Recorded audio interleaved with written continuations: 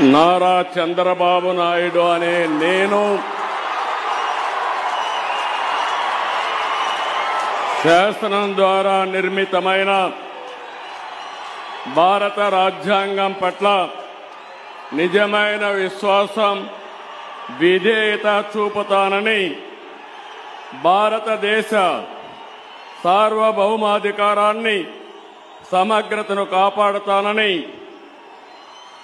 ఆంధ్రప్రదేశ్ రాష్ట్ర ముఖ్యమంత్రిగా నా కర్తవ్యాలను శ్రద్ధతో, అంతఃకరణ శుద్ధితో నిర్వహిస్తానని, భయం గాని, పక్షపాతం గాని,